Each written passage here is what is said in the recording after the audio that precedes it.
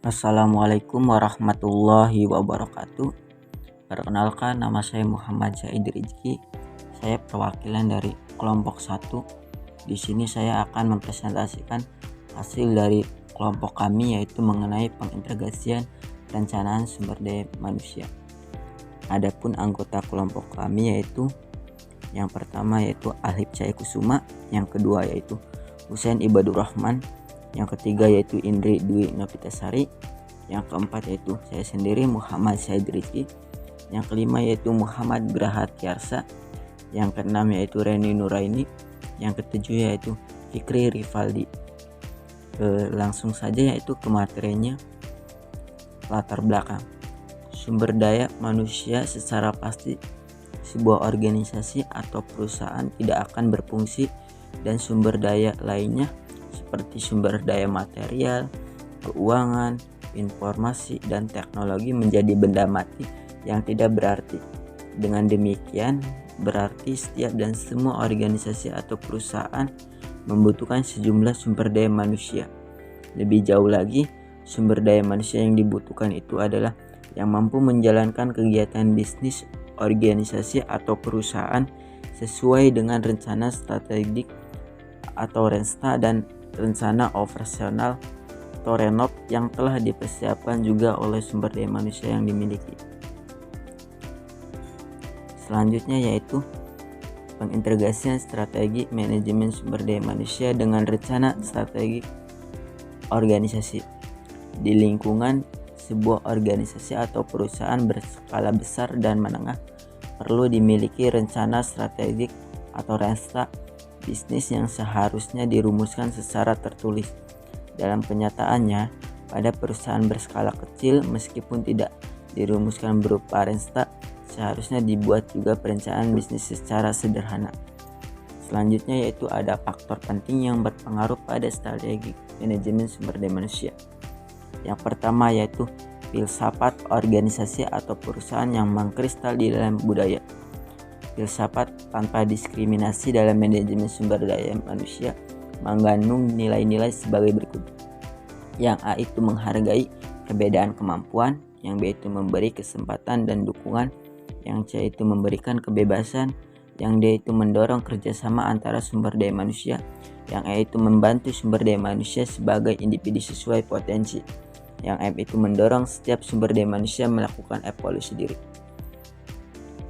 Yang kedua yaitu hasil pengamatan iklim atau lingkungan bisnis dan program serta kegiatan manajemen sumber daya manusia.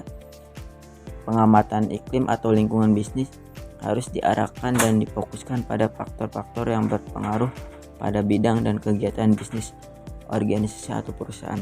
Yang ketiga yaitu visi, tujuan, strategik dan misi organisasi atau perusahaan serta proses manajemen sumber daya manusia. Visi adalah gambaran kondisi masa depan dari suatu organisasi yang belum tampak sekarang, tetapi merupakan konsepsi yang dapat dibaca oleh setiap orang atau anggota organisasi. Selanjutnya yaitu pengintegrasian rencana operasional atau RENOP dengan perencanaan sumber daya manusia. Yang pertama yaitu pengintegrasian rancangan atau program bisnis dengan jumlah, jenis, dan tingkat keterampilan atau keahlian sumber daya manusia. Yang kedua yaitu sumber daya yang dimiliki perusahaan melalui audit sumber daya manusia. Yang ketiga yaitu pengintegrasian struktur organisasi dan rencana pengembangan bisnis. Yang terakhir yang keempat, prediksi kos produksi dan laba kompetitif. Selanjutnya yaitu pengintegrasian kegiatan bisnis berdasarkan perspektif tahunan dengan pelaksanaan hasil perencanaan sumber daya manusia. Tahap ini merupakan akhir dari kegiatan pengintegrasian perencanaan sumber daya manusia dengan perencanaan bisnis agar seluruh kegiatan memproduksi dan memasarkan produksi sebuah organisasi atau perusahaan berlangsung efektif, efisien, produktif, dan berkualitas. Akhir dari pengintegrasian itu adalah melakukan proses produksi dan memasarkan produk dengan berbagai jenis kegiatan seperti pekerjaan di laboratorium atau di pabrik, mendesain produk baru, penggudangan, distribusi, promosi melalui berbagai jenis advertensi, menyelesaikan pesanan, dan lain-lain. Selanjutnya itu penetapan kualifikasi sumber daya manusia dalam perencanaan sumber daya manusia. Penetapan kualifikasi sumber daya manusia yang dibutuhkan sangat bervariasi antara organisasi atau perusahaan yang berbeda jenis bisnisnya. Variasi itu diantaranya disebabkan oleh perbedaan jenis keterampilan atau keahlian sumber daya manusia yang dibutuhkan karena perbedaan produk atau barang atau jasa yang dihasilkan antara organisasi atau perusahaan yang satu dengan yang lainnya.